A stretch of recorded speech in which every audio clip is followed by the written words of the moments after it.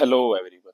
आज हम देखेंगे पार्ट टू इकोनॉमी का। पार्ट वन में हमने जो मनी एंड बैंकिंग है वो वाला पोर्शन कंप्लीट कर लिया था। पार्ट टू में हम नेक्स्ट कुछ टॉपिक्स करेंगे पीटी 365 इकोनॉमी की। ठीक है, तो आइए बिना किसी देरी के स्टार्ट करते हैं। तो इस टॉपिक है finance and taxation. Finance and taxation, तो इसमें सबसे पहला टॉपिक है जीएसटी। इसमें न्यूज क्या आई है, इंपॉर्टेंट चीजें की जो जीएसटी काउंसिल है, कौन से आर्टिकल में, 279A में, ठीक है, हेड सेटअप है, उसने ग्रुप ऑफ मिनिस्टर सेटअप किया है डिसाइड करने के लिए टैक्सेशन किसके ऊपर, luxury, sin good, demerit goods. ठीक है, जब कंपनसेशन सेस एंड हो जाएगा। कंपनसेशन सेस था क्या, ये कंपनसेशन सेस था कि जब जीएसटी लागू हुआ था ना, 2017 में ये पास हुआ था, तो फिर 2022 तक 5 साल तक क्या है, जो स्टेट्स हैं उनको, उनके पास अब रिवेन्यू कम हो गया था, तो उसके लिए जो सेंट्रल गवर्नमेंट वो उनको सेस देती थी, मतलब कंपेंसेशन के लिए पैसे देती थी, सो दैट वो कंपेंसेट हो सके। ठीक है, क्योंकि उनका रिवेन्यू कम हो गया था, ज्यादा जीएसटी वहां जा रहा था सेंटर के पास। तो अब क्या हो गया, वो एंड हो गया 2022 में, तो स्टेट डिमांड कर रहे हैं। तो अब जो लग्जरी गुड हैं, सीन गुड हैं, डिमेरिट गुड हैं, ठीक है, उनके ऊपर जो कंपेंसेशन सेस है, ठीक है, तो उसके बाद क्या करना है, इसके लिए इन्होंने ग्रुप ऑफ मिनिस्टर को क्या किया है, सेटअप किया है। ठीक है, तो to decide on the taxation of luxury, sin and demerit once the compensation says end in March 26। ठीक है, तो जो एक्ट था 2017 का जीएसटी का, वो इनेक्ट किया गया था to levy compensation cess for providing compensation to the state for the loss of revenue rising on account of implementation of GST। ये मैंने बता दिया, जीएसटी के इम्प्लीमेंटेशन जो जो स्टेट्स हैं उनको जो रिवेन्यू लॉस होगा उसके लिए कंपनसेशन सेस था। ठीक है, तो कंपनसेशन सेस है जो एट वेरिड रेट वो लगाया जाता है लग्जरी पे, सीन पे, डीमेरिट गुड्स पे। ठीक है, एंड अबाउट 28% टैक्स। ठीक है, 28 सेस क्या होता है, एक होता है सेस, एक होता है सरचार्ज, ये दोनों चीजें क्लियर होनी चाहिए। ठीक है, टैक्स ऑन टैक्स ही होते हैं दोनों। ठीक है, लेकिन इन दोनों में माइनर सा डिफरेंस है, मुझे कमेंट बॉक्स में आप लोग बता सकते हो। नेक्स्ट है लग्जरी, सीन एंड डीमेरिट। ये गुड्स होते क्या है, लग्जरी, लग्जरी लाइफस्टाइल, जो भी जैसे मान लो स्पोर्ट्स यूटिलिटी व्हीकल हो गई, बाकी बड़ी बड़ी गाड़ियां हो गई। ठीक है, जो जरूरी नहीं है बट हाईली डिजायरेबल है, उनकी डिजायर काफी हाई होती है हमारे लिए। ठीक है, हमारी काफी डिजायर होती है उनके लिए, सॉरी। उसके बाद है सिन गुड, जो बैड चीजें होती है, बुरी चीजें, हार्मफुल सोसाइटी के लिए भी और एथिकली भी क्वेश्चनेबल होती है, जैसे गैम्बलिंग हो गया, एल्कोहल हो गया, ये सब चीजें। उसके बाद है जी डीमेरिट गुड। डीमेरिट मतलब गुड जो कस्टमर तो लाइक करते हैं वैसे, लेकिन वो हार्मफुल होती है, जैसे टोबैको हो गया, सिगरेट, हमें तो पीने में मजा आता है, टोबैको अच्छा लगता है लोगों को, मतलब, तो लेकिन ये क्या है, ये है डीमेरिट, हार्मफुल है काफी ज्यादा। तो उसके बाद है जीएसटी। जीएसटी क्या है, हमें पता है कि इनडायरेक्ट टैक्स है, ये लगाया जाता है कहाँ पे, supply of goods and services पे ये लगाया जाता है। ये वैल्यू एडिड टैक्स है, यानी कि वैल्यू ऐड होती है इसमें।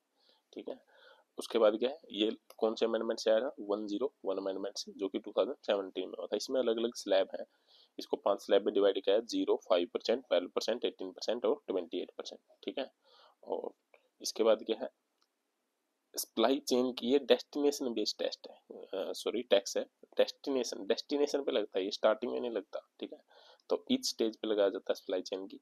उसके 3 स्ट्रक्चर हैं, जैसे सेंट्रल सीजीएसटी, सेंट्रल गवर्नमेंट लगाती है, स्टेट एसजीएसटी, और इंटीग्रेटेड जीएसटी, सेंटर और स्टेट दोनों का। तो one nation one tax, multiple जो इनडायरेक्ट टैक्स है उनको रिप्लेस करके ये लगाया गया है। और जीएसटी जो काउंसिल होती है, इसी के लिए एक जीएसटी काउंसिल बनाई, आर्टिकल 279 में ये दे रखा है, देखो। तो डिसीजन मेकिंग बॉडी होती है कि किस पे टैक्स कितना लगाना है। ठीक है, उसके बाद goods and tax network provides IT system of the GST portal. GST portal के लिए आईटी सिस्टम प्रोवाइड करते हैं। उसके बाद ये आर्टिकल 279 हो गया, 10 फर्स्ट अमेंडमेंट एक्ट। ये कॉन्स्टिट्यूट किसके द्वारा की गई थी, जीएसटी काउंसिल, प्रेसिडेंट के द्वारा। Union finance minister GST council के चेयरपर्सन होते हैं। ये भी क्वेश्चन आ सकता है कि चेयरपर्सन कौन होते हैं। डिसीजन मेकिंग भी आ सकते हैं, डिसीजन के लिए 3/4 मेजोरिटी की जरूरत होती है। 3/4, ये बात याद रखना बड़ी इंपॉर्टेंट है, यानी कि 3/4 का मतलब कितना है, 75%। ठीक है, तो उसके बाद है जो स्टेट है वो कलेक्टिवली 2/3 वोटिंग, सबसे ज्यादा पावर यानी कि 2/3 पावर किसके पास है, स्टेट के पास है, एंड सेंटर के पास है 1/3। ठीक है, तो सेंटर के पास 1/3 है, स्टेट के पास 2/3 पावर है। उसके बाद है GST appellate tribunal, GST appellate tribunal, ये क्या है ये एक सेकंड अपीलेट अथॉरिटी है, सेकंड। ठीक है, जो कि जीएसटी एक्ट के अकॉर्डिंग ही बनी थी। अपील मतलब अपील कर सकते हैं। ठीक है, तो जो भी पास हुई है अथॉरिटी ठीक है, for hearing appeal against order passed by appellate authority against CGST 2016 and SGST. ठीक है, इनके अगेंस्ट जो भी पास हुए हैं ऑर्डर, उनके अगेंस्ट हम अपील कर सकते हैं। इसमें प्रिंसिपल बेंच होती है और अलग अलग स्टेट की बेंच होती हैं। प्रिंसिपल जो बेंच है वो प्रेजिडाइज की जाती है प्रेसिडेंट के द्वारा, और 2 टेक्निकल मेंबर होते हैं जीएसटी और जो प्रेसिडेंट है वो अपॉइंट किए जाते हैं गवर्नमेंट के द्वारा after consultation with chief justice of जो जीएसटीएटी है, जीएसटी अपीलेट ट्राइब्यूनल। तो जो ये है, ये अपॉइंट किसके द्वारा किए जाते हैं, प्रिंसिपल बेंच, प्रेसिडेंट क्या करते हैं, इसको प्रेसिडाइज किए जाते हैं। और प्रेसिडेंट कौन अपॉइंट करता है, जीएसटीएटी के जो प्रेसिडेंट होते हैं वो अपॉइंट कौन करते हैं, गवर्नमेंट करती है उसको। ठीक है, and consultation with the chief justice of India with his nominee for a tenure of 3 year until 70 as, जो भी है। ठीक है, तो ये है। उसके बाद है एक्साइज ड्यूटी। एक्साइज ड्यूटी क्या है, अब देखो एक्साइज यानी कि एक्सटर्नल, लेकिन एक्सटर्नल पे नहीं लगती है, किस पे लगती है, इसका उल्टा यानी कि इंटरनल। इंटरनल जो गुड्स इंडिया में मैन्युफैक्चर होते हैं उसके ऊपर जो ड्यूटी लगती है उसको एक्साइज ड्यूटी बोलते हैं। इसके अपोजिट में कस्टम ड्यूटी होती है, जो बाहर से चीजें आती हैं। ठीक है, उनके ऊपर जो भी ड्यूटी लगती है उसको क्या बोलते हैं, हम कस्टम ड्यूटी बोलते हैं। ठीक है, तो ये सारी चीजें हैं। बहुत सारी टाइप की जो एक्साइज ड्यूटी है उनको सब्ज्यूम कर दिया है जीएसटी ने, but only petroleum and liquid पे अभी भी एक्साइज ड्यूटी लगती है। ठीक है, क्योंकि वो जीएसटी के अंदर नहीं आता। और जो एक्साइज ड्यूटी है alcohol, alcoholic preparation, narcotic substance, इन सब पे कलेक्ट की जाती है स्टेट गवर्नमेंट के द्वारा, जिसको स्टेट एक्साइज ड्यूटी बोलते हैं। तो ये सारी चीजें थी। उसके बाद inverted duty structure. Inverted duty structure ये क्या होता है, ministry of commerce and industry ने शेयर किया सर्टेन आइटम्स, किसको, मिनिस्ट्री ऑफ फाइनेंस को, क्या एड्रेस करने के लिए, एड्रेस करने के लिए इन्वर्टेड ड्यूटी स्ट्रक्चर। अब ये होता क्या है inverted duty structure, inverted duty structure का मतलब क्या है, ऐसी situation where import duty on input goods are higher than the finished good.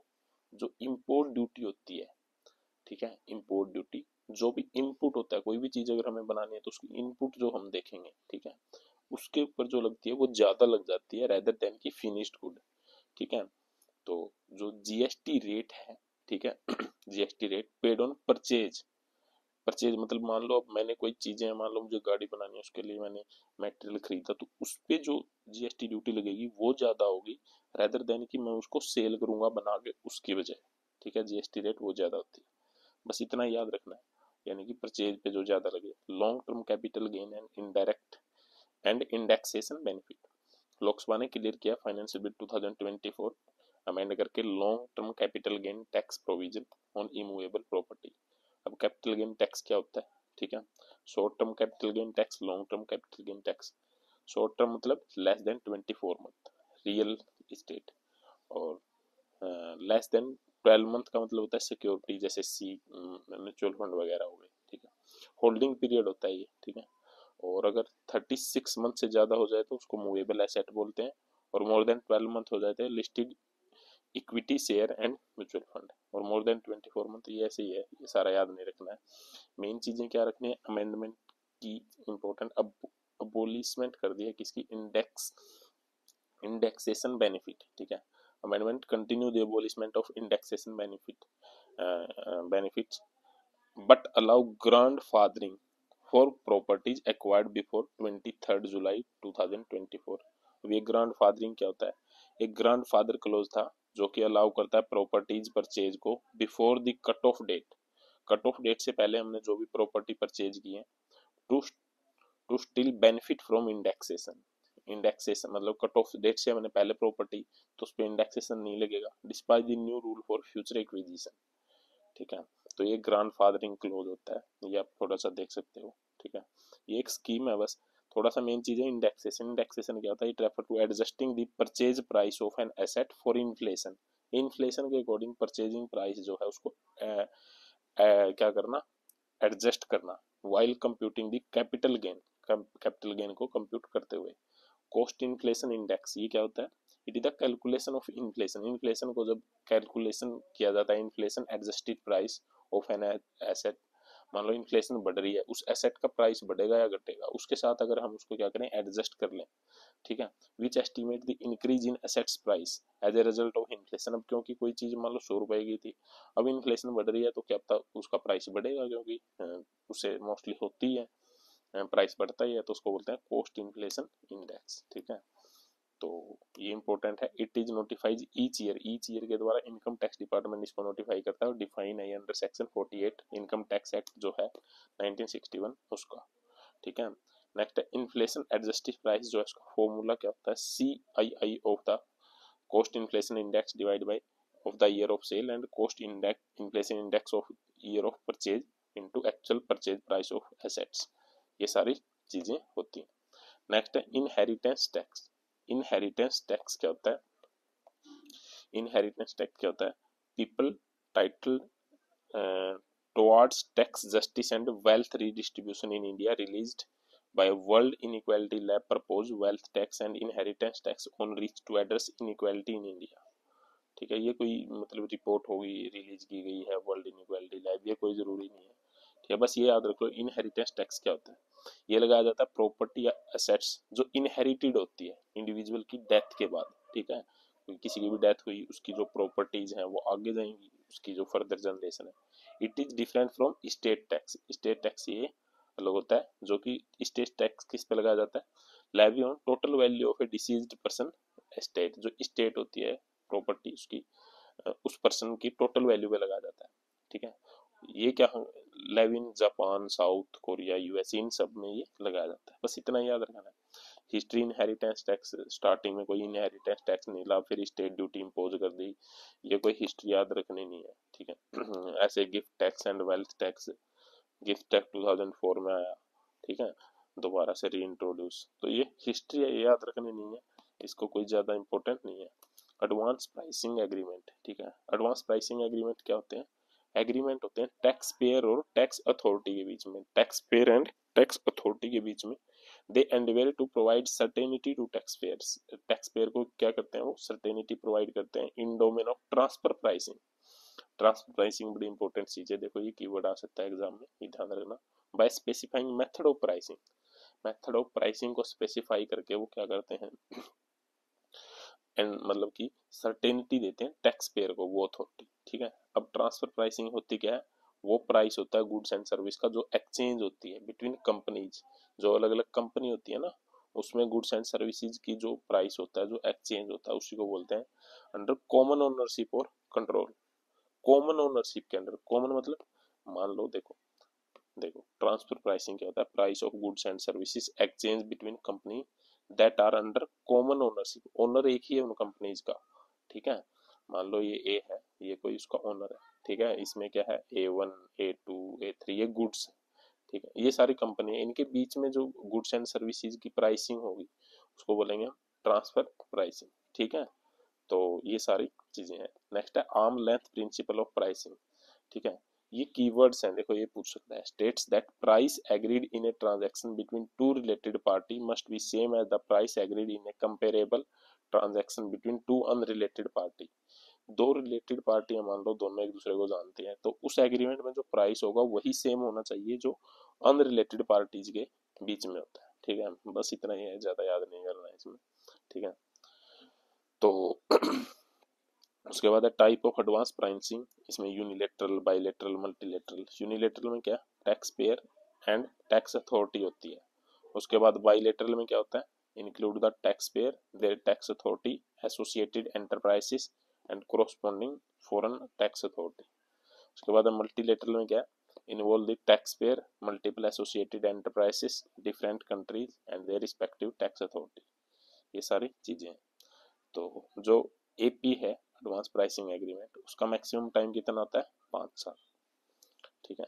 CBDT ये एक स्टेचुटरी बॉडी है, central board of revenue act 1963 के अंडर में आती है, रिस्पॉन्सिबल है डायरेक्ट टैक्सेशन के लिए और मिनिस्ट्री ऑफ फाइनेंस के अंडर में ये काम करती है।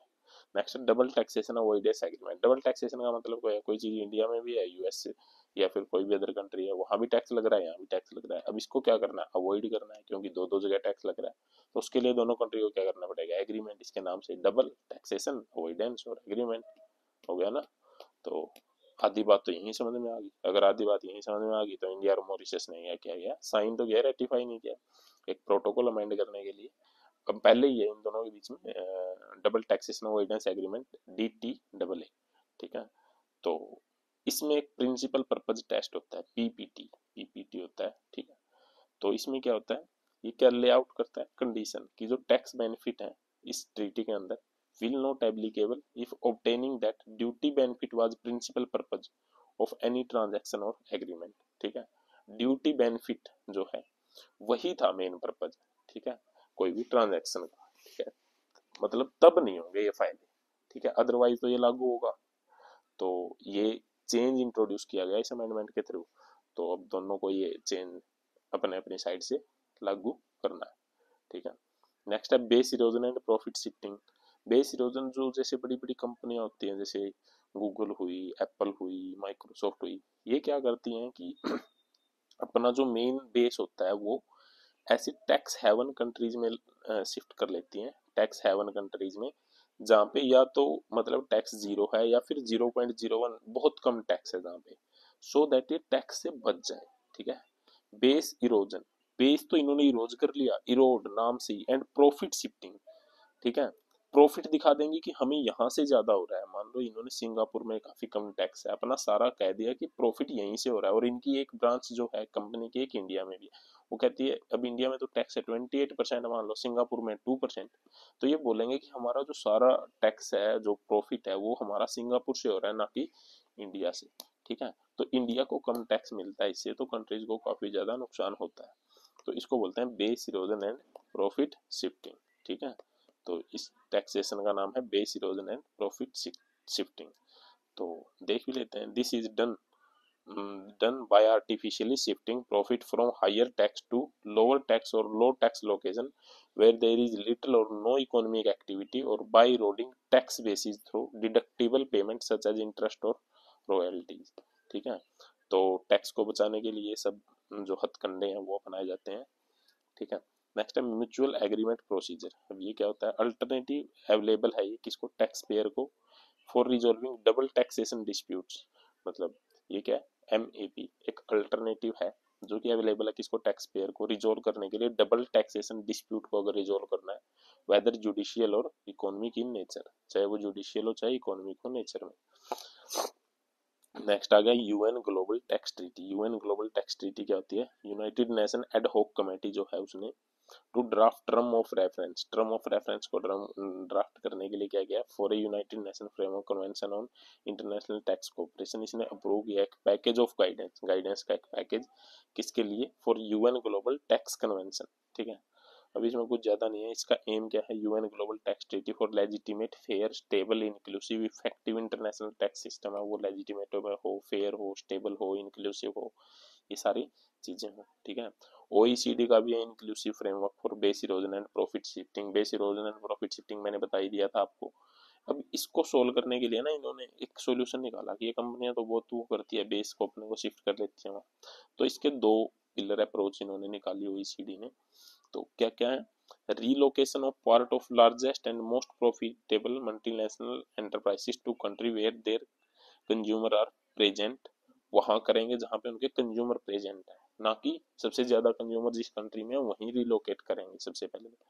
पिलर 2 में क्या है कि सबसे मिनिमम टैक्स सभी कंट्री के लिए ग्लोबल मिनिमम कॉर्पोरेट टैक्स 15% तो होगा, उससे ऊपर बेशक कोई कर ले लेकिन मिनिमम 15 तो होगा, ठीक है, सो दैट कंपनी कहीं और शिफ्ट ना कर सके। सभी अब कंट्री में 15 होगा तो फिर तो कंपनी शिफ्ट ही नहीं कराएंगे, ठीक है। तो ये सारी चीजें हैं।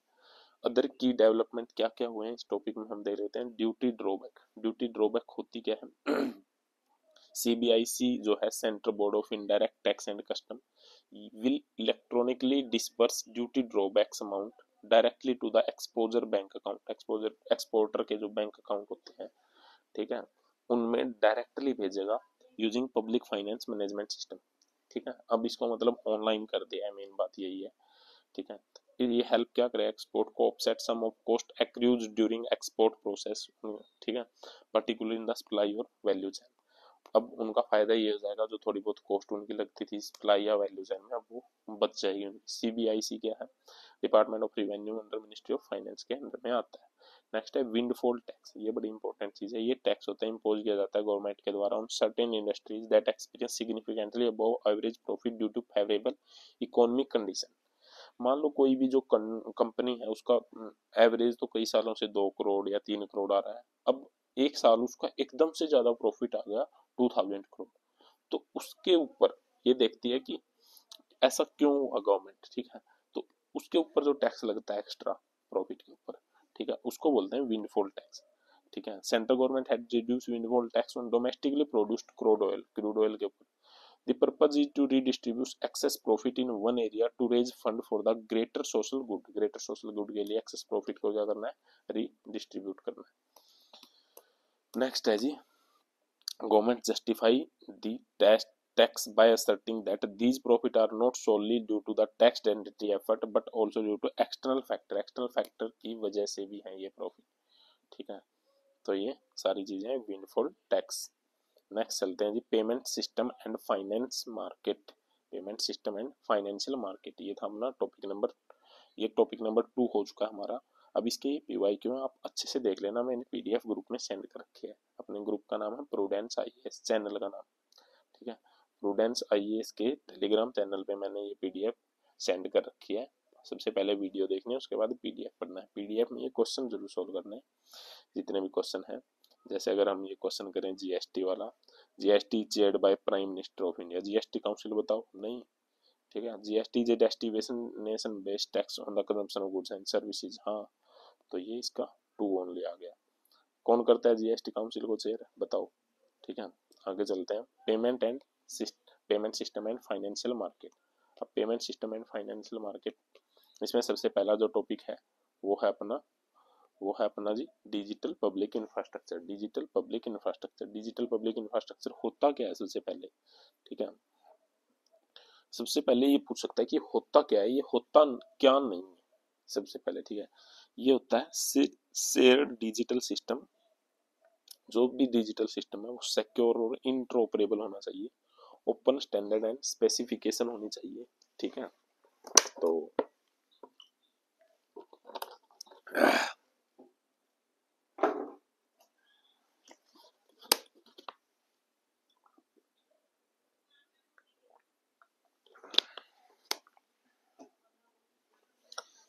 ओपन स्टैंडर्ड एंड स्पेसिफिकेशन होनी चाहिए to deliver and provide equitable access to public और private service at societal scale.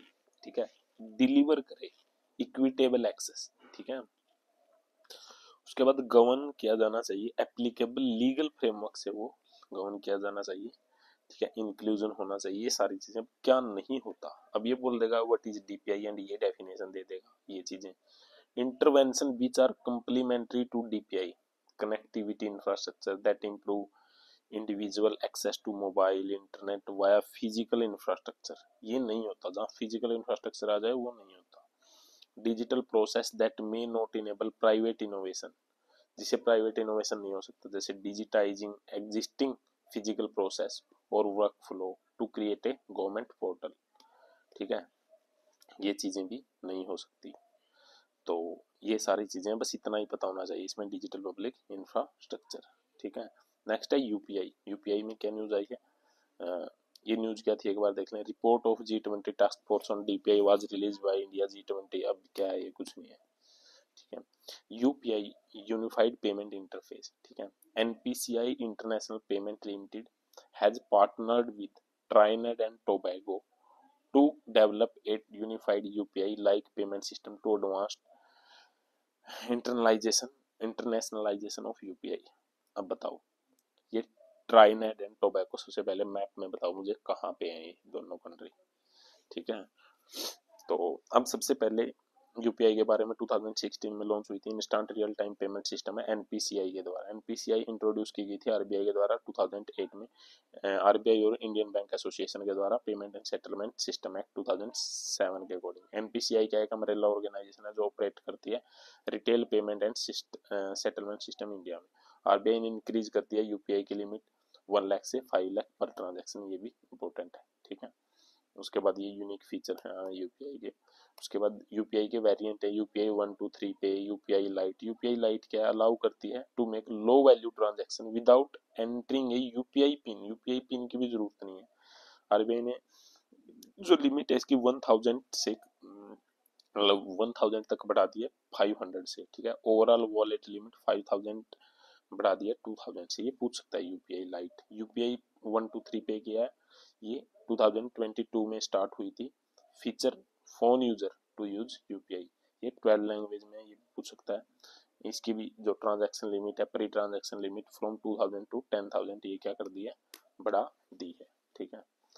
Next है जी, नेक्स्ट है प्रोजेक्ट नेक्सस। आरबीआई ने ज्वाइन किया प्रोजेक्ट नेक्सस। प्रोजेक्ट नेक्सस क्या है, एक मल्टीलेटरल इंटरनेशनल इनिशिएटिव है जो एनेबल करता है instant cross border retail payment by interlinking domestic instant payment system, ठीक है।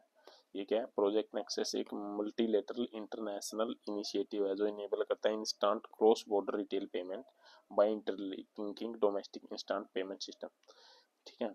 तो आईपीएस।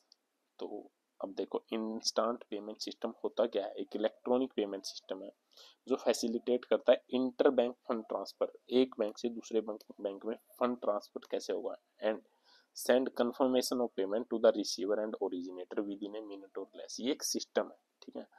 तो जो क्या करता है मतलब इंटरनेशनल जिसने पैसे भेजे और जिसके पास भेजे उसको तुरंत मैसेज भेज देगा, हाँ आपके गए आपके आ गए, ठीक है। प्रोजेक्ट नेक्सस क्या है, एक मल्टीलेटरल इंटरनेशनल इनिशिएटिव है। क्या है, इंटरनेशनल लेवल पे जो क्रॉस बॉर्डर की रिटेल पेमेंट होती है, ठीक है, उनको इंटरलिंक करके डोमेस्टिक इंस्टेंट पेमेंट सिस्टम से उसको इंटरलिंक करके वो सब चीजें करता है, ठीक है।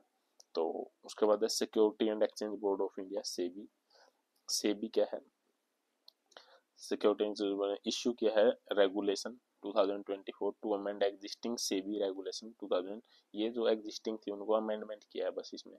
और देखो फॉरेन वेंचर कैपिटल इन्वेस्टर, ये क्या होता है, वेंचर कैपिटल इन्वेस्टर क्या है, एक इन्वेस्टर है जो इनकॉर्पोरेटेड है आउटसाइड इंडिया, रजिस्टर्ड है अंडर एफवीसीआई रेगुलेशन, ठीक है।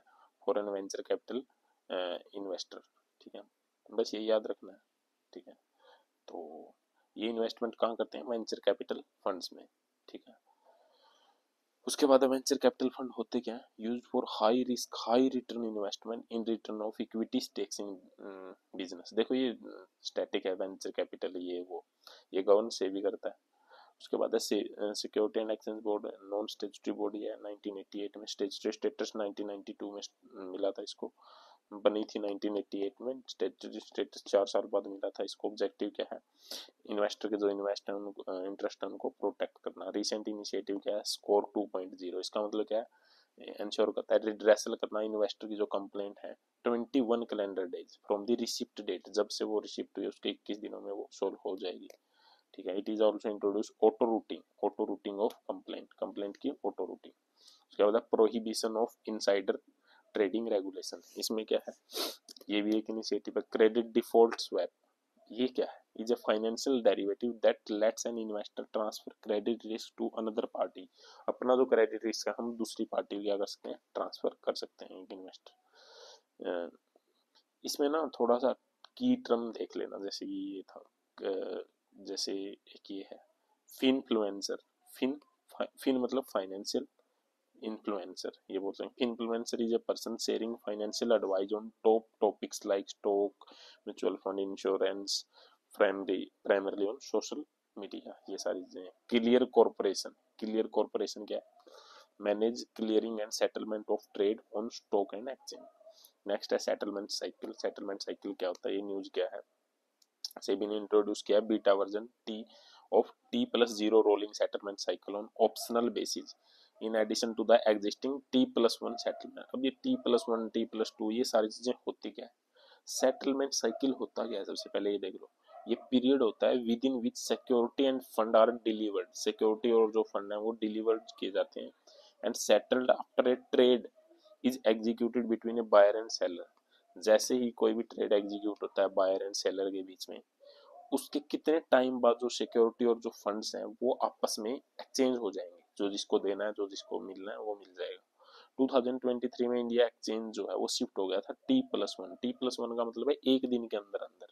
T+2 था, वहां से T+1 पे आ गया। अब T+0, ये ऐसा सिस्टम है, मतलब सेटलमेंट एंड ट्रेड है वो उसी दिन सेटलमेंट हो जाएंगे, ठीक है, मार्केट के क्लोजर होने से पहले। शॉर्ट एंड साइकिल का फायदा क्या है, लिक्विडिटी मैनेजमेंट बढ़ती है, इंक्रीज ट्रेडिंग अपॉर्चुनिटी, ये सारी चीजें। नेक्स्ट है नेशनल स्टॉक एक्सचेंज। सेबी ने अप्रूव किया 10 times hike in national stock exchange authorise share capital to 500। बस ये याद रख लो, इसका हेडक्वार्टर है एनएससी का मुंबई में है, एस्टेब्लिशमेंट 1992 में हुई थी। स्टॉक एक्सचेंज क्या है, सेंट्रलाइज मार्केट प्लेस है जहाँ पे सिक्योरिटी, स्टॉक, बॉन्ड, डेरिवेटिव वो खरीदे और बेचे जाते हैं, किसके द्वारा, इन्वेस्टर के द्वारा। एक निफ्टी 50 मतलब 15 कंपनी है, इसमें 50 कंपनी है, मैनेज एनएससी के द्वारा किया जाता है। ये भी स्टॉक मार्केट इंडेक्स है एनएससी का, ठीक है। कोलोकेशन और प्रोक्सीमिटी होस्टिंग, ठीक है, कोलोकेशन और प्रोक्सीमिटी होस्टिंग ये होती क्या है, ये अलाउ करती है ब्रोकर को to place their server on the premises of stock exchange, ठीक है, फॉर ए फी। तो बस ये ज़्यादा नहीं याद रखना। फाइनेंशियलाइजेशन, फाइनेंशियलाइजेशन क्या होता है, एक प्रोसेस होता है जहाँ पे फाइनेंशियल मार्केट, फाइनेंस इंस्टीट्यूशन और फाइनेंशियल एलाइट वो gain greater influence over economic policy and economic outcome. Economic जो पॉलिसीज होती हैं उन पे जब फाइनेंशियल जो मार्केट होती है उसका जब ज़्यादा इम्पैक्ट पड़े तो उसको फाइनेंशियलाइजेशन बोलते हैं। It also describes moving investment away from traditional physical assets towards financial assets. Traditional asset से जो मतलब इन्वेस्टमेंट है कहाँ करना, फाइनेंशियल असेट्स की तरफ। Indian derivative market, Indian derivative market क्या है, डेरिवेटिव होते क्या है, derivative are financial contract sets set between two और मोर पार्टी, दो या दो से ज्यादा पार्टीज के बीच में जितने भी एग्रीमेंट होते हैं, कॉन्ट्रैक्ट होते हैं, उनको बोलते हैं derivative financial, that derive their value from underlying assets. कोई भी एसेट्स होता है, जैसे सिक्योरिटी हो सकती है, कमोडिटी हो सकती है, बुलियन हो सकता है, बुलियन करेंसी हो सकती है, वहां से जो वैल्यू डेराइव करते हैं उसको डेरिवेटिव बोलते हैं। Derivative contract can be traded on exchange like stock exchange, national stock exchange और ओवर द काउंटर मार्केट, ठीक है। ये कहाँ हो सकते हैं, वहां पे ट्रेडेड किए जा सकते हैं, where country are traded via broker dealer network, ठीक है। 4 टाइप ऑफ डेरिवेटिव होते हैं, future, forward, option and swap. देखो ये स्टैटिक का पार्ट है, ठीक है, ये आप पढ़ सकते हैं, ठीक है। अब फ्यूचर कौन से होते हैं, buy and sell assets the future at a set price. Future में हम मतलब बाय करेंगे या सेल करेंगे द फ्यूचर एट सेट, एक सेट प्राइस पे, ठीक है। फॉरवर्ड क्या होते हैं, involve physical assets delivery, common for commonality currency, commodity currency, equity, settlement at expiration for cash, ठीक है। नेक्स्ट है option, hold right not obligation, rights होते हैं, ऑब्लिगेशन नहीं होता, to trade at present price. Swap क्या होते हैं, exchange cash flow between two party, ये सारी चीजें। नेक्स्ट है डेरिवेटिव यूज किए जाते हैं हेजिंग के द्वारा, स्पेकुलेशन, ठीक है। पार्टिसिपेट को क्या करते हैं, to hedge against price fluctuation, speculation वही मतलब आइडिया लगाना। नेक्स्ट चलते हैं credit rating agency. Credit rating agency क्या है, CARE as become the first Indian credit rating agency to enter the global scale rating space. Global scale rating space पे enter करने वाली बन गई है, इंक्लूडिंग सोवन रेटिंग, ठीक है। क्रेडिट रेटिंग वाली ये एजेंसी बन गई है। Credit rating agency main important चीज है, रेगुलेट कौन करता है, सेबी करता है, ये बात रखना। 7 क्रेडिट रेटिंग एजेंसी है रजिस्टर्ड है सेबी के साथ, इंपॉर्टेंट है ये भी याद रखना। एक्यूट, क्रिसिल, इकरा, केयर, इंडिया रेटिंग, इन्फॉर्मेसिक और ब्रिकवर्क, ठीक है। अभी केयर एज बनी है, केयर एज, ठीक है। However, certain other regulatory agency like RBI, IRDA, PFRDA also regulate certain aspect, कुछ aspect वो भी करते हैं, only से भी लिख दे तो वो गलत हो जाएगा statement, under their respective sectoral jurisdiction, ठीक है। Except brickwork rating, all 6 CRA are RBI accredited domestic, बाकी सब क्या है डोमेस्टिक है। नेक्स्ट सोवरन क्रेडिट रेटिंग होती क्या है, असेसमेंट ऑफ ए कंट्री और sovereign entity ability to meet डेप्ट ऑब्लिगेशन, कि हम डेप्ट को, डेट जो होता है हमारे ऊपर वो कितना जल्दी से हम उसको कवर कर लेंगे, उसकी असेसमेंट की जाती है। Capital and willingness to repay, ठीक है, डेट, ठीक है। तो ये सारी चीज़ें हैं इन एजेंसीज के द्वारा, इनका अलग अलग स्टैंडर्ड होता है, AAA to D तक होता है, ठीक है। तो नेक्स्ट है इंफ्रास्ट्रक्चर इन्वेस्टमेंट ट्रस्ट। इनविट्स क्या होते हैं, देखो ये इंपॉर्टेंट है। A type of investment vehicle similar to mutual fund, mutual fund की तरह होते हैं, that allow investor to invest in infrastructure. जो इन्वेस्टर वो इंफ्रास्ट्रक्चर में इन्वेस्ट कर सकते हैं, जैसे toll roads, power lines, pipelines, ठीक है। तो जो स्पॉन्सर्ड होती हैं कंपनी, वो सेटअप करती हैं इनविट्स, जिसमें सेबी के through, and recognise as borrower. तो उनमें अलग अलग इन्वेस्ट इन्वेस्ट करते हैं उन कंपनी में, वो कंपनी काम करती है, ठीक है, अंडर सरफेसी एक्ट, ठीक है, सरफेसी एक्ट हमने पढ़ा था। Parties to an InvIT include trustee, sponsor, investment manager, project manager, ये सारे होते हैं। InvITs earn income through tolls, rents. तो अब जैसे इन्वेस्ट कर दिया उस कंपनी ने, कोई रोड बनवा दिया या टोल, वहां पे जो टोल टैक्स लगेगा उससे कंपनी को फायदा होगा, उस कंपनी में जिसका जितना शेयर था उसको उतना फायदा होगा, ठीक है। तो उसके बाद है investor education and protection fund authority, investor education and protection fund authority, ministry of क्या है कॉरपोरेट अफेयर ने ये एस्टेब्लिश किया है कंपनी एक्ट के अकॉर्डिंग। ये फोकस किस पे करती है, वही है इन्वेस्टर इंटरेस्ट पे, ठीक है। नेक्स्ट है front running. Front running refer to the uses of non public information to directly और इनडायरेक्टली बाय और सेल सिक्योरिटी, ठीक है। क्या होती है नॉन पब्लिक इंफॉर्मेशन, जो सीक्रेट इंफॉर्मेशन है ना, उसका यूज करना, ठीक है, बाय करने के लिए, मतलब डायरेक्टली या इनडायरेक्टली उस सीक्रेट इन्फॉर्मेशन का यूज करके सिक्योरिटी को बाय करना या सेल करना, ठीक है। और एंट्री इनटू ऑप्शन और future contract in advance of a substantial order, ये इलीगल है इंडिया में फ्रंट रनिंग। कीवर्ड्स है ये याद, इंडियन वोलेटिलिटी इंडेक्स, ये क्या है, measure of the amount by which an underlying index is expected to fluctuate, कोई भी इंडेक्स है वो फ्लक्चुएट हो सकता है in the near term 30 calendar day, ठीक है। जितना भी इंडेक्स है वो फ्लक्चुएट होता है, बढ़ गया घट गया तो उसी को बोलेंगे। अब देखो वोल्टेलिटी, अब नाम से ही देख लेना, अगर कीवर्ड आ जाए ना सबसे पहले उसके नाम को तोड़ना, वोल्टाइल मतलब फ्लक्चुएशन। फिंटरनेट, ये क्या है, फिन फाइनेंशियल इंटरनेट। अब मैं वैसे बिना पढ़े ही बताता हूँ, it is an interconnected financial ecosystem like internet empowering individual business placing centre, ठीक है, ये हो गया। परपेचुअल बॉन्ड, परपेचुअल बॉन्ड, ठीक है, ये होता क्या है, India first additional tier 1 perpetual bond was issued after recent rule change to make them more appealing, ठीक है। अब ये क्या है, they are fund raising instrument, ये क्या है, फंड रेजिंग इंस्ट्रूमेंट है, that do not carry any maturity date as bond usually do, है तो ये भी फंड रेजिंग, लेकिन इनकी मैच्योरिटी डेट नहीं होती। Instead, therefore, to pay their buyer a coupon और interest eight a fix rate for perpetuity, इसके लिए वो क्या है फिक्स रेट पे इंटरेस्ट रेट पे करते रहते हैं इंटरेस्ट, ठीक है। नेक्स्ट है पी नोट, ये तो काफी इंपॉर्टेंट और फेमस चीज है, ये तो आपको पता ही होगा, ठीक है। These are issued by registered foreign FPI, जो फॉरेन एफपीआई होती है, ठीक है, foreign portfolio investment, to overseas investor, overseas investor को वो की जाती है issue, to invest in Indian stock market without registering themselves directly. अब वो तो रजिस्टर करेंगे नहीं, वो इंडियन स्टॉक मार्केट में बाकी लोगों को दे देंगे और वो उसमें रजिस्टर कर लेंगे, यानी indirect. P notes act like a substitute for underlying Indian company shares, ठीक है। उसके बाद है India international bullion exchange, India international bullion exchange, ये क्या है, एस्टेब्लिश्ड एट गिफ्ट्स, ये क्या है, ये एस्टेब्लिश हुआ है गिफ्ट सिटी फाइनेंशियल सेंटर में, गांधीनगर गुजरात में, बस ये क्या। State bank of India become the first trading come clearing member of India international bullion exchange की फर्स्ट बन गई है। कैरी ट्रेड क्या होता है, carry trade is an investment strategy most often associated with foreign currency trading, foreign currency trading के साथ जो एसोसिएटेड होती है ना, ठीक है। कैरी ट्रेड में क्या होता है, investor borrow in a low interest rate currency, low interest rate currency को बोरो लेगा टू बाय ए करेंसी और assets earning a higher interest rate, और उससे क्या करेगा, ऐसी करेंसी खरीद लेगा जिसका इंटरेस्ट रेट हाई हो, तो उसको फायदा हो जाएगा ना, ठीक है। It is a high risk strategy due to volatile currency, लेकिन करेंसी की वैल्यू तो चेंज होती रहती है, तो ये भी काफी हाई रिस्क स्ट्रेटेजी है। तो इस तरह से हमारा टॉपिक 3 भी एंड हो गया। इसके ये क्या है, अब जो ये टॉपिक 3 है सिक्योरिटी वाला, इसमें बस ज्यादा डीप नहीं जाना आप लोगों को, इसमें बस ठीक है चीजें समझ लेनी है, कॉन्सेप्ट समझ लेने हैं, के बाद आगे बढ़ जाना है, ठीक है, क्योंकि इसका इनपुट आउटपुट ज्यादा अच्छा नहीं है इस टॉपिक का। नेक्स्ट है जी external sector, India trade deficit According to the official data from the Union Ministry of Commerce and Industry in the financial year 2023-24, जो इंडिया है उसने क्या किया है, रिकॉर्ड किया है कितना,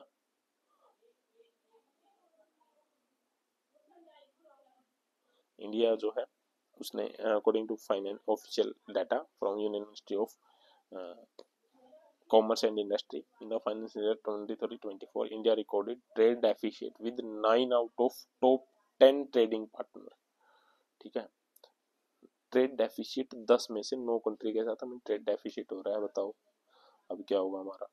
अब यहाँ से क्वेश्चन आ सकते हैं फैक्चुअल। देखो इंडिया का लार्जेस्ट ट्रेडिंग पार्टनर कौन है, चाइना है, फिर यूएसए है, यूएई है, रसिया है, सऊदी अरबिया। सबको याद मत रखो, तीनों को तो रख लो, China, USA, UAE and Russia, ये 3 या 4 याद रख लो। इंडिया ट्रेड डेफिसिट सबसे ज्यादा पूछ सकता है किसके साथ है ये, क्योंकि ये क्वेश्चन आता है, ये थीम है यार। चाइना, फिर रसिया के साथ, फिर साउथ कोरिया के साथ, हांगकांग के साथ। अब ये नैरो वैरो नहीं पूछेगा किसके साथ हुआ, WTO। उसके बाद है जी इंडिया ट्रेड सरप्लस, ये पूछ लेगा किसके साथ ट्रेड सरप्लस है, किसके साथ ट्रेड डेफिसिट है। तो USA, Netherland, UK, Belgium and Italy.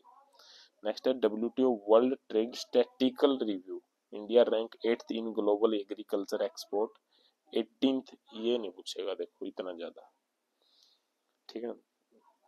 Next है व्हाट इज ट्रेड डेफिसिट, वही है जब हम इंपोर्ट ज्यादा करें एक्सपोर्ट कम करें, ठीक है। इनिशिएटिव के एक्सपोर्ट को प्रमोट करने के लिए रोड टैप स्कीम है, रिमिशन ऑफ ड्यूटीज, इसके नाम से ही है, duties and tax on exported product. जो प्रोडक्ट हम एक्सपोर्ट करेंगे उसमें ministry of commerce and industry क्या कर देती है, जो टैक्स वैक्स लगा देती है उनका रिफंड कर देती है, वापिस से भेज देती है। इसने रिप्लेस किया mercantile export from India scheme, ठीक है, MEIS स्कीम को इसने क्या किया, रिप्लेस किया, RODTEP। ट्रेड कनेक्ट ई प्लेटफॉर्म हमने सिंगल विंडो क्लियरेंस, ये सारी चीजें। Indian institute of foreign trade बना दिया हमने 1963 में, autonomous body ministry of commerce के अंदर में, डीम टू बी यूनिवर्सिटी का स्टेटस दे दिया हमने 2002 में। FDI क्या होती है, अब ये FDI क्यों न्यूज में है, ये भी एक थीम है, FDI से क्वेश्चन बहुत आते हैं। As per data release by DPIIT, FDI inflow है इंडिया में इन 2023-24 वो कम हो गया है, कितना 3.49%, यानी कितना हो गया 44.42 billion as compare to dollar 2020-23, यानी कि FDI हमारा क्या हुआ है, श्रिंक हुआ है, ठीक है। तो अब इम्पोर्टेंट चीज जो है FDI ट्रेंड्स 2023-24 में ट्रेंड्स जरूर आते हैं इकोनॉमी में, ट्रेंड्स। सबसे पहले तो स्टेट पूछ लेगा, सबसे ज्यादा स्टेट किस में, सबसे ज्यादा जो FDI रिसीव होती है वो हमें होती है महाराष्ट्र में, उसके बाद गुजरात में, उसके बाद कर्नाटक में। उसके बाद ये पूछ लेगा सबसे ज्यादा किस सेक्टर में रिसीव होती है, सबसे पहले कंप्यूटर सेक्टर में, फिर सर्विस सेक्टर में, फिर कंस्ट्रक्शन एक्टिविटी में, ये भी अरेंजिंग में पूछ सकता है। टॉप सोर्स पूछ सकता है कहाँ से आती है, सबसे ज्यादा आती है यूएसए से, फिर मॉरिशस से, सॉरी पहले सिंगापुर से, फिर मॉरिशस से, फिर यूएसए से, ठीक है। और उसके बाद FDI equity inflow into India 2008-2024 तक डिक्रीजिंग ऑर्डर। FDI की जो इक्विटी है वो सबसे इनफ्लो इंडिया कहाँ से हुई है, सबसे ज्यादा मॉरिशस से, सिंगापुर से और यूएसए से। उसके बाद है टॉप 3 सेक्टर, ये देखो याद करने की चीजें, इसमें कोई कॉन्सेप्ट नहीं है, ठीक है। तो डिक्रीजिंग ऑर्डर में है ये, टॉप 3 सेक्टर है सर्विस, कंप्यूटर एंड ट्रेडिंग, ठीक है। उसके बाद है FDI जो पॉलिसी है उसको DPIIT ही करता है, नोडल डिपार्टमेंट है FDI के लिए, department for promotion industry and internal trade, ठीक है। ये एक परमिटेड थ्रू ऑटोमेटिक रूट के थ्रू की जाती है या गवर्नमेंट रूट के थ्रू। FDI का एक लार्जली नॉन डेप्ट क्रिएटिंग कैपिटल फ्लो है, ठीक है, ठीक है। FDI फॉरेन डायरेक्ट इन्वेस्टमेंट, तो अब देखो इंडिया में डायरेक्टली जब कोई भी इन्वेस्टमेंट करे, अपना इंफ्रास्ट्रक्चर लगाए, उसको FDI ही बोला जाता है। नेक्स्ट है FDI इज प्रोहिबिटेड, कुछ एरियाज में प्रोहिबिटेड है, देखो ये भी आ जाता है किस किस में प्रोहिबिटेड है, लॉटरी बिजनेस में FDI नहीं हो सकती, गैम्बलिंग एंड बैटिंग में एफडीआई नहीं हो सकती। चीट फंड बताओ कौन रेगुलेट करता है इसको, निजी कंपनी बताओ कौन रेगुलेट करता है, इनमें एफडीआई नहीं हो सकती। Trading in transferable development right इनमें भी नहीं हो सकती। ये चीजें याद रख लो, नोट कर लो, ठीक है। जो चीजें मैं इंपॉर्टेंट बोल रहा हूँ वो याद रख लो, नोट कर लो, जो भी करो, बट वो आपको पता होनी चाहिए। एफडी और एफपीआई में काफी पुराना डिफरेंस है, काफी ये आता ही रहता है। एफडीआई क्या है कि इन्वेस्टमेंट है जो कि कंपनी के द्वारा या इंडिविजुअल के द्वारा की जाती है एक कंट्री में, ठीक है। One country into business interest located in another country. मान लो यूएसए है, ये इंडिया है। यूएसए का कोई भी इंसान या फिर कोई भी कंपनी इंडिया में अगर अपना इंफ्रास्ट्रक्चर वगैरह इन्वेस्टमेंट करे, ठीक है, ठीक है, तो वो एफडीआई है, direct foreign direct investment, foreign portfolio. FPI क्या, refer to investing in a financial asset of a foreign country. अब इंडिया की जो फाइनेंशियल मार्केट है वहां से यूएसए के लोग शेयर खरीद लें, ठीक है, स्टॉक बॉन्ड में इन्वेस्टमेंट कर दें, अवेलेबल ऑन एक्सचेंज, तो उसको एफपीआई बोलेंगे। इसमें फिजिकल एसेट्स किया जाता है इन्वेस्ट, जैसे फैक्ट्री, ऑफिस, इंफ्रास्ट्रक्चर। इसमें financial asset, stock bond, mutual fund. Control क्या है, provide the investor significant control और influence over management and operation. Investor का सिग्निफिकेंट कंट्रोल होता है, इसमें कोई कंट्रोल नहीं होता। इन्वेस्टर को पैसिव शेयर होल्डर की तरह काम करना पड़ता है एफपीआई में। एफडीआई हाई रिस्किंग है क्योंकि लॉन्ग टर्म कमिटमेंट होता है and exposure to political and economic factor. इसमें क्या, कभी भी निकाल सकते हो एफपीआई को, वापस निकाल लो, ठीक है। Lower risk as investment can be easily liquidated. Next क्या, मोर स्टेबल कौन है, एफडीआई है। Investment are less prone to withdrawal, क्योंकि अब इतनी बड़ी कंपनी खड़ी कर दी तो उसको निकालना बड़ा मुश्किल होता है वापस। लेकिन ये हाई वोलेटाइल होती है एफपीआई। फंड कभी भी क्विकली अगर मार्केट दिखेगी चेंज हो रही है तो उसको हम निकाल सकते हैं, ठीक है। ये था एफडीआई और एफपीआई में। चैनल को सब्सक्राइब कर दीजिए अगर आपको अच्छा लग रहा है, अगर आपको रिवीजन हो रहा है। प्रूडेंस आईएएस के नाम से अपना चैनल है। टेलीग्राम में आपको ये पीडीएफ मिल जाएगी, हाईलाइटेड पोर्शन ही पढ़ना है, ठीक है, तो उसको अच्छे से आप पढ़ सकते हैं। नेक्स्ट चलते हैं हम लोग, इंटरनेशनलाइजेशन ऑफ इंडियन रुपीज। जो इंडियन रुपी है उसका इंटरनेशनलाइजेशन आरबीआई ने हाईलाइट किया है।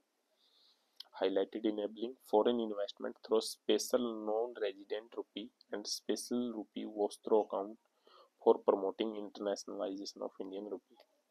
अब ये होते क्या है, ये है क्या चीज, सबसे पहले तो ये देखो, ये इंपॉर्टेंट है, सारी चीजें नहीं है लेकिन ये है SRVA escrow account and special non-residents rupee account any person resident outside India having a business interest in India। कोई भी पर्सन इंडिया से बाहर है लेकिन उसका बिजनेस इंटरेस्ट इंडिया में है, कैन ओपन SNRR। कोई भी इंसान चाहे वो इंडिया का हो चाहे बाहर का हो, वो इंडिया में अकाउंट क्या कर सकता है, ओपन कर सकता है for purpose of putting through bona fide transaction in rupees.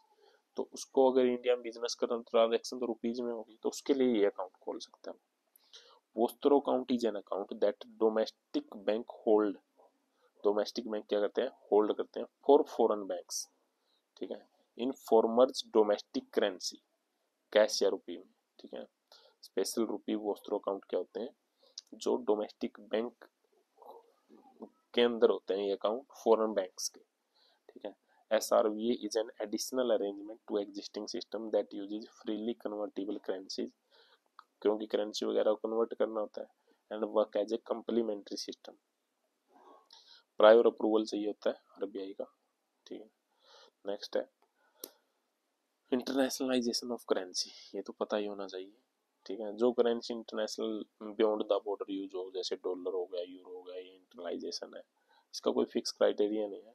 Criteria to be accepted as international currency, Indian rupees should be widely used in international level पे यूज होगा तो उसको बोलेंगे इंटरनेशनलाइजेशन, ठीक है। बेनिफिट क्या क्या इंटरनेशनलाइजेशन की रुपीज के, ये इंपॉर्टेंट है। देखो, रुपीज की वल्नरेबिलिटी, ठीक है, स्ट्रेंथ करता है रिजिलियंस एक्सटर्नल इकोनॉमिक शॉक्स के अकॉर्डिंग, रिड्यूस करता है डॉलर की डिमांड को, लोअर करेगा बिजनेस कॉस्ट को, कम करेगा तो और ज्यादा इन्वेस्टमेंट आएगा, लोअर रिजर्व नीड्स, ठीक है, रिजर्व ज्यादा नहीं रखना पड़ेगा। स्टेप्स टेकन फॉर, स्टेप्स हम कोशिश कर रहे हैं, SVRA अकाउंट हो गया जैसे हमने किया था, inclusion of INR in continuous link settlement, ठीक है। Next related news, gold black backed currency, ठीक है। जिम्बाब्वे ने लॉन्च किया गोल्ड बैक करेंसी। अब ये नहीं पूछा किसने किया, वैसे पूछ भी सकता है, इतना फैक्चुअल हो रहा है, लेकिन ये पूछ सकता है ये होती है gold back currency has fixed value directly link to gold. Gold से डायरेक्टली लिंक होती है, फिक्स वैल्यू होती है, और कन्वर्टेबल कर सकते हैं उसको गोल्ड में, ठीक है। मनी सप्लाई लिमिट की जाती है अवेलेबल गोल्ड रिजर्व के द्वारा। It has inherent value and potential for stability in long run. Inherent value होती है इसकी।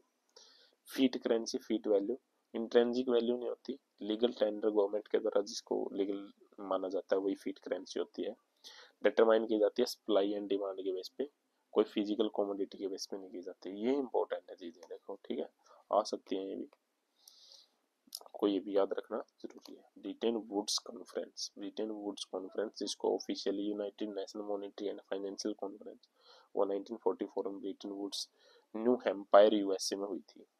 इसमें क्या है, इसके outcome fixed exchange rate regime, each member country was to set a fixed value par value of its currency in terms of gold and US dollar. इसके लिए कुछ नहीं है। आईएमएफ, इंटरनेशनल मॉनेटरी फंड, ठीक है, board completed review of the extended arrangement under extended fund facility. देखो IMF से question आ सकता है कि ये फैसिलिटी कौन इश्यू करता है, ये किसकी है, फॉर इजिप्ट। अब ये है क्या, इजिप्ट के लिए उसने क्या किया, कंप्लीट रिव्यू कर दिया है। अब ये फंड एक्सटेंडेड फंड, मतलब फंड को एक्सटेंड किया जाएगा इस फैसिलिटी के थ्रू, अब नाम से ही पता है। Extended fund facility provide assistance to countries, उन कंट्री को असिस्टेंस देती है, experience serious payment imbalances, experience जो कर रही है serious payment imbalance because of structural impediments, structural impediments या स्लो ग्रोथ की वजह से, and inherently weak balance of payment position, जिसकी वजह से उनकी जो बैलेंस ऑफ पेमेंट पोजीशन है वो क्या है, काफी वीक है, ठीक है। तो ये सारी चीजें हैं।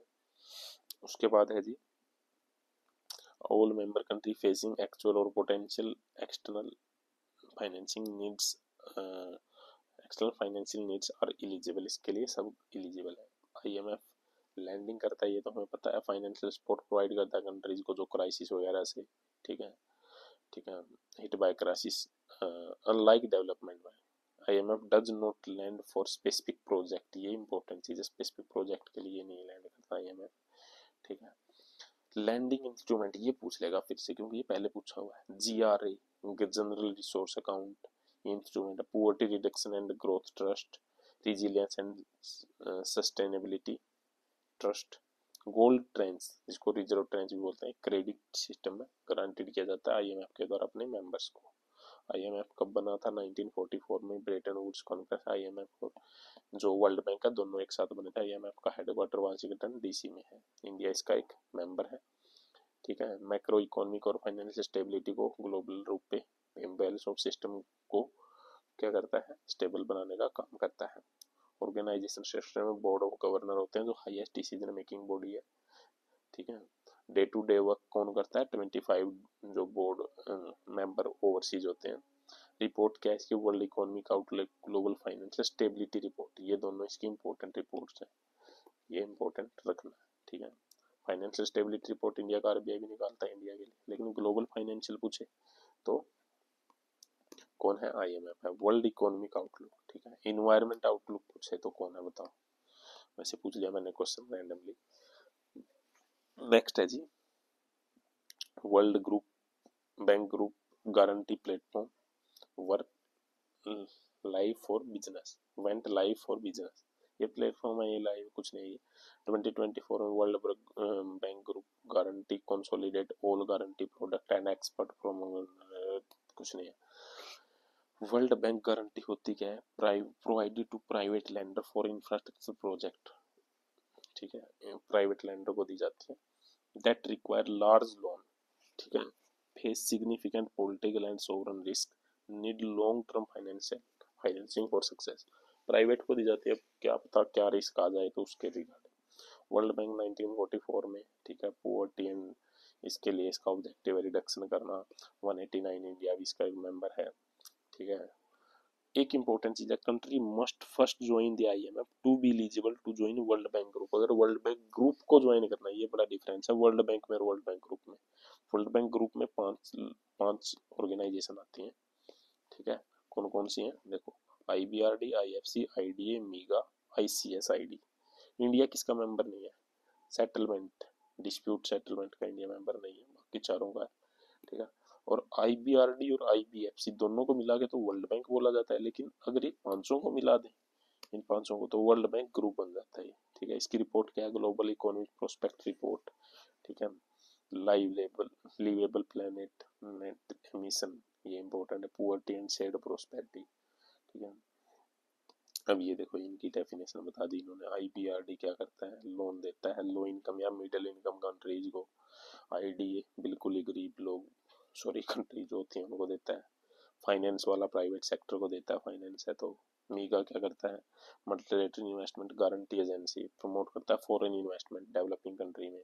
ICSID develop arbitration and conciliation services है इन्वेस्टमेंट डिस्प्यूट को सेटल करने के लिए। इंडिया इसका मेंबर नहीं है, ठीक है। ये मैंने बात बता दी थी।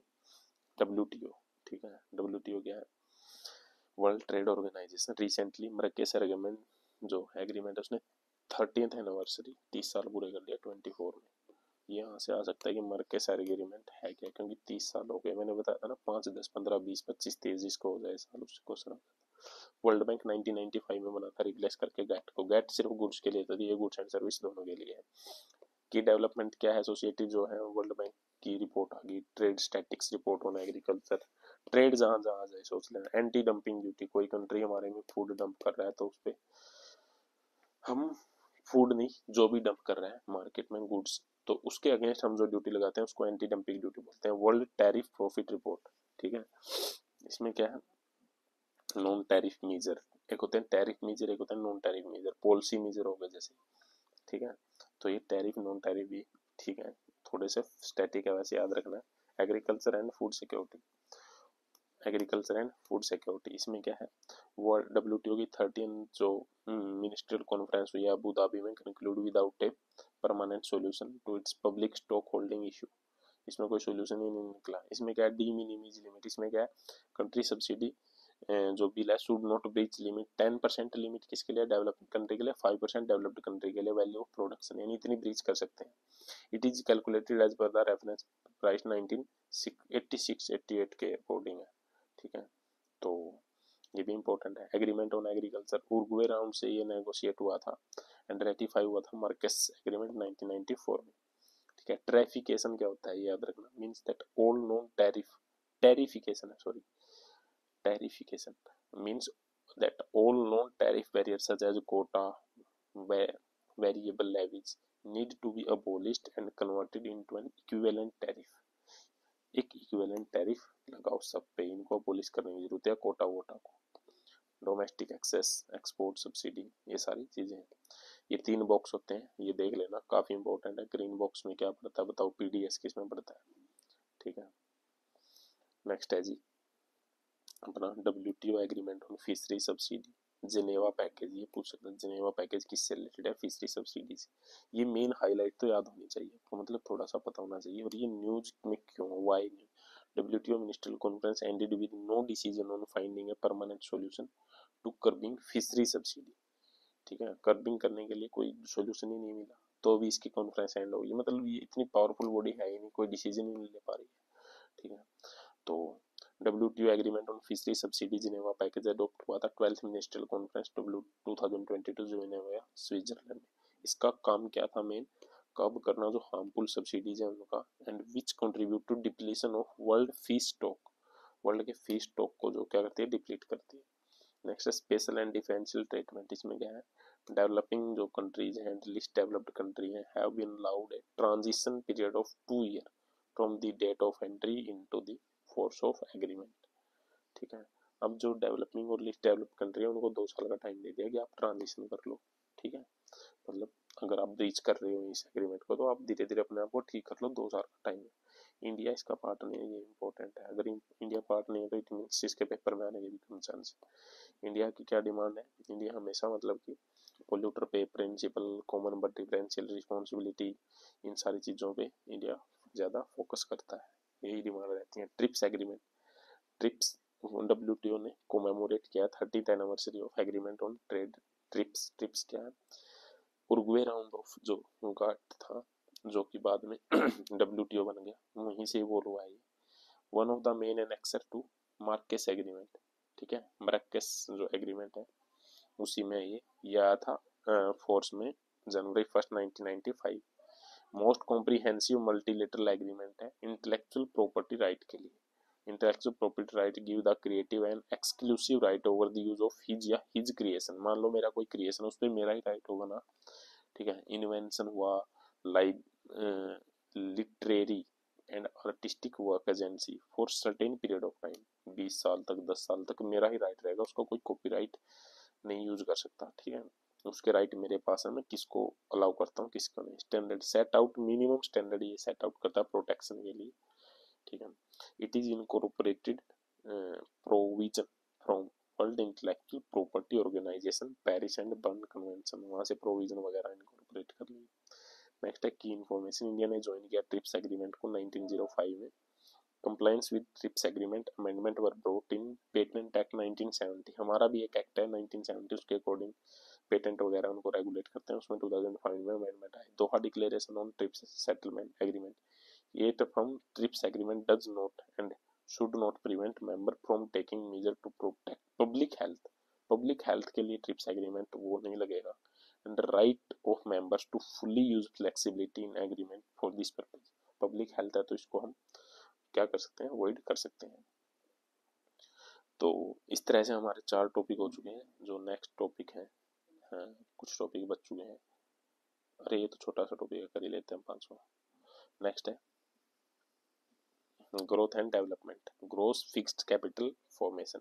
ये क्या है, sluggish growth of private growth fixed capital formation as a percentage of GDP has been a significant change for the economy. Economy के लिए क्या है, सिग्निफिकेंट चैलेंज है, ठीक है। स्लगिश ग्रोथ, ग्रोथ नहीं हो रही है उतनी, ठीक है।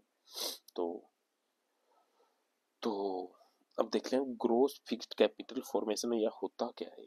Refer to growth in size of fixed capital, जो फिक्स्ड कैपिटल होती है उसमें ग्रोथ होना इकोनॉमी में, ठीक है।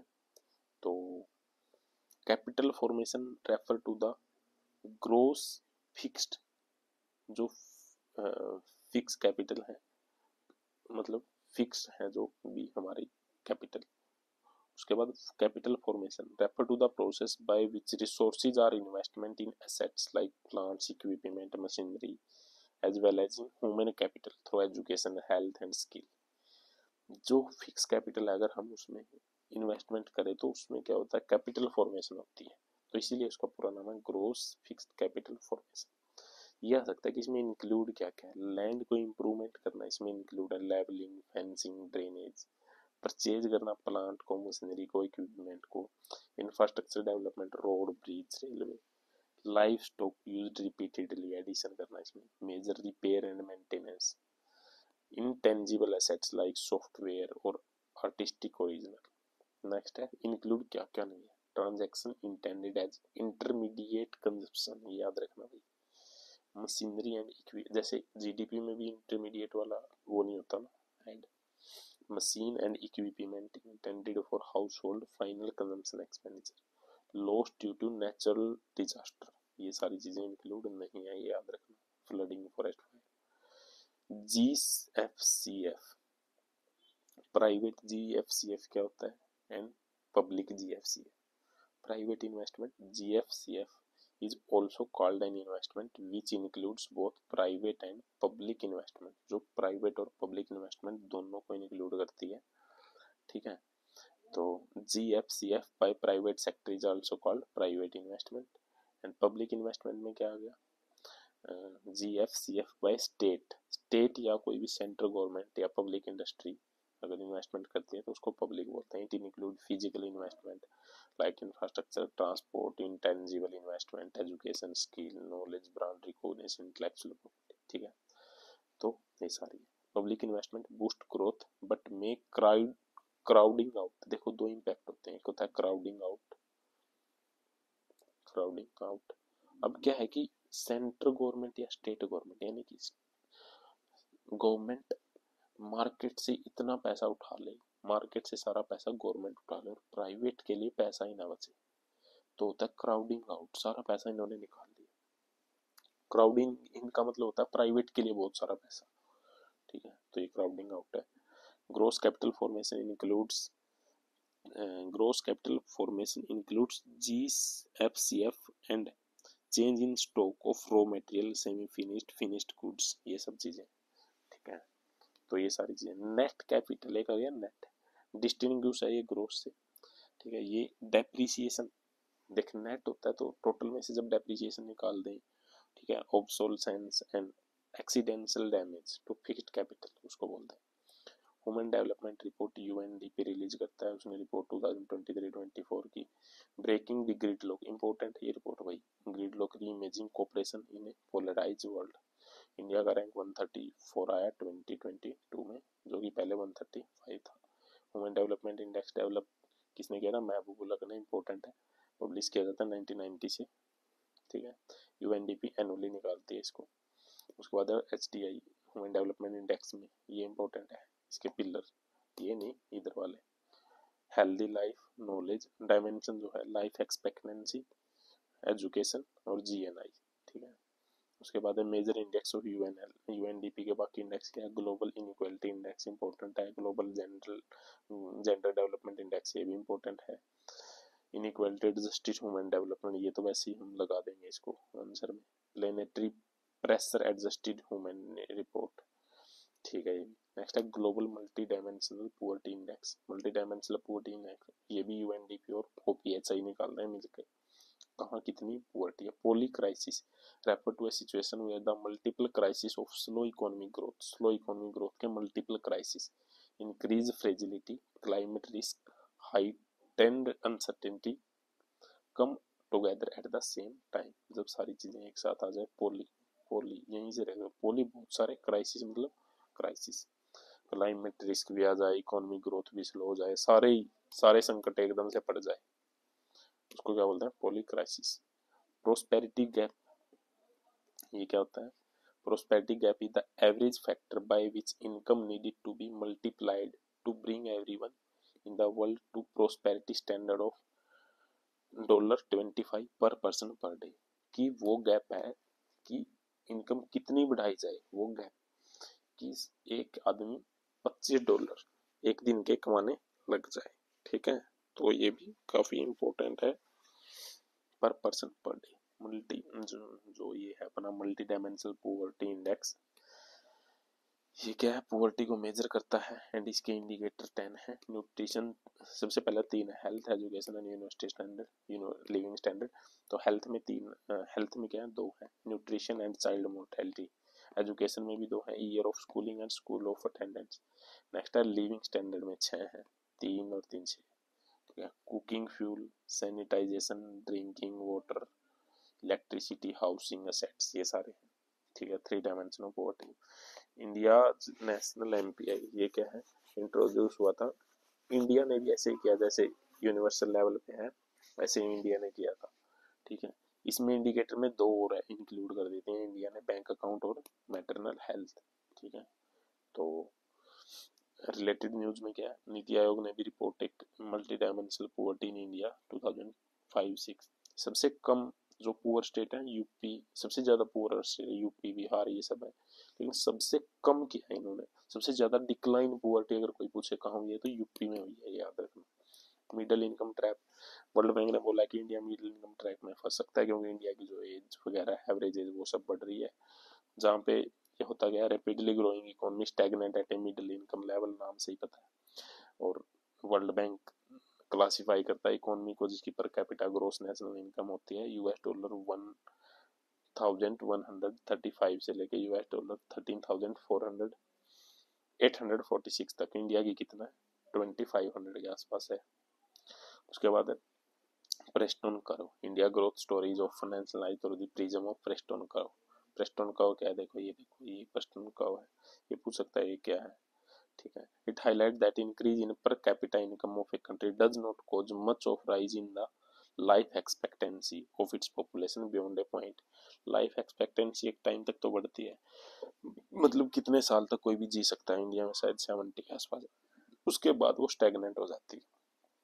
प्रेस्टोन का नोबेल प्राइज मिला इकोनॉमी में, ठीक है। Sewerage Rishi bank prize in economic science in memory of Alfred knowledge awarded to the Deron एक्मोलुगु, Simon Johnson, ये नहीं आएगा किसको मिला, लेकिन ये पूछ सकता है कि for study of how institution are formed and affect prosperity, institution कैसे अफेक्ट करते हैं प्रोस्पेरिटी को। इंडिया का फर्स्ट इकोनॉमिक जिसको प्राइज मिला था, इंडिया में फर्स्ट रिसिपिएंट जो थे Amartya Sen was the first Indian to receive Nobel prize for economy, Amartya Sen को मिला था। किसके लिए? Welfare economics and social choice theory के लिए। देखो ये इंपॉर्टेंट है, ये दोनों डेफिनेशन न्यूज़पेपर में भी ये बहुत आई है, ये आ सकते हैं। एक्सट्रैक्टिव इंस्टीट्यूशन क्या होते हैं? एक्सट्रैक्टिव और inclusive. Extractive formed in some colonies to exploit indigenous population, वो एक्सट्रैक्ट कर लेते हैं, नाम से एक्सट्रैक्ट रिसोर्सेज को खुद के बेनिफिट के लिए। इंक्लूसिव, ठीक है, colonizer built inclusive political and economic system for long term benefit of European settler in colonies। कुछ अच्छा काम किया कॉलोनाइजर ने, उनको तो इंक्लूसिव बोला, और जो चीज एक्सट्रैक्ट कर ली उनको एक्सट्रैक्टिव इंस्टीट्यूशन बोला। जैसे लॉन्ग टर्म उन्होंने इंस्टीट्यूशन बनाई, पॉलिटिकल और इकोनॉमिक सिस्टम इंडिया का जैसे अभी है वो ब्रिटिश की ही देन है, ठीक है, सो दैट वो आसानी से लॉन्ग टर्म के लिए यहाँ पे रूल कर सके, ठीक है। These institutions offered individual a strong incentive to work, save, investment in the long term। Extractive में क्या है, मतलब कि काफी ज्यादा रिसोर्सेज को एक्सट्रैक्ट कर लिया उन लोगों ने, ठीक है। तो इस तरह से हमारे ये टॉपिक हो गया, आप ये पी वाई क्यू कर सकते हो। आगे एग्रीकल्चर है, उसको पार्ट 3 में देखेंगे, तो ये पी वाई क्यू आप कर सकते हो। तो इस तरीके से हमने इसको भी पार्ट 2 को भी कंप्लीट कर लिया। आई होप आप लोगों को अच्छा लगा होगा। चैनल को सब्सक्राइब कर सकते हो, वीडियो को लाइक कर सकते हो, अगर अच्छी लगी है तो आप शेयर भी कर सकते हो, एंड आप क्या कर सकते हो, शेयर कर सकते हो और कमेंट में लिख भी सकते हो अगर कोई इश्यू है तो, ठीक है, वीडियो से या कोई चीज़ समझ ना आई हो तो thank you guys, thanks a lot.